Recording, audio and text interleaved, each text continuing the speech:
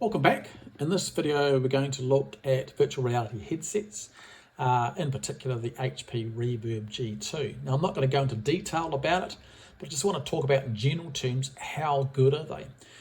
This one here I purchased for $350 second hand, and you can see here it is another level up from looking at a two-dimensional screen, because as you move your head around, in this case I'm poking it out the side of the cockpit, it becomes a lot more real. And the hard thing to show here is that all this is in 3 dimensions. So your focus is continually changing between things in the cockpit and things in the distance.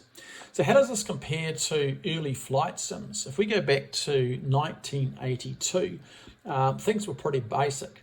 So this is Chicago, basic buildings, simple instrument panel. 1995, things got a bit better. Instrument panel was pretty much the same, but there was much more detail in the landscape. And then the next step up was in 2004, Century of Flight. They had excellent aircraft, and that the detail was much greater. Instrument panels were looking a bit more real, and there was much more detail in the landscape. But it wasn't really until 2020 that you've gone up from 1% reality to 20, 30, 40% reality when you see scenes like this, when you've got detail in the water, you've got clouds, details in instrument panels. So this is where we're at today. How does DCS compare to 2020? Well, here's the Kahu Skyhawk flying around in DCS, and you can see the aircraft looks pretty realistic.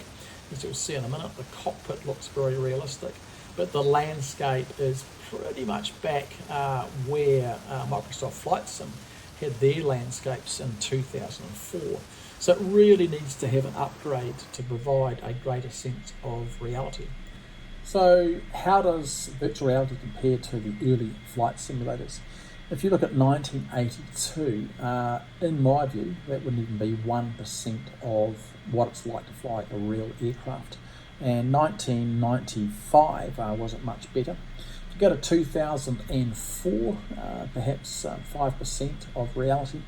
2020, looking on a flat screen, maybe 20% of reality. If you have a virtual reality headset in 2020, and that same will apply for the update later this year, 2024, or you're in DCS with a virtual reality headset, it's pretty much right up there. You're looking probably about 80% reality. And that's because you've got the ability to move your head around, and you have that 3-dimensional aspect when you're looking at things in front of you. I mean, it's so real that at times you reach out wanting to grab some part of the cockpit. So my recommendation is definitely go for a virtual reality headset. If you compare the cost, it is just a no-brainer. $350 for a second-hand headset, which is like new. You compare that to 3 wraparound screens I saw recently with a guy with a Formula 1 car setup. Cost for him was $7,000 Australian. And if you went for a similar setup with 3 projectors, you're also looking at that sort of money. So $350 is not a lot of money to spend to get that virtual reality headset and get that realism. So I'm pretty pleased to where the project is today with the virtual reality headset. I want to take it one step further than that, and that's mixed reality, where everything in the cockpit is real. I'll look down, see my own hands, pick up a cup of coffee, be able to answer the phone, but everything outside the cockpit will be the game. So I hope you enjoyed the video. If you did, click the like button. Certainly subscribe to our channel. It would be much appreciated. And we look forward to seeing you back in the next video.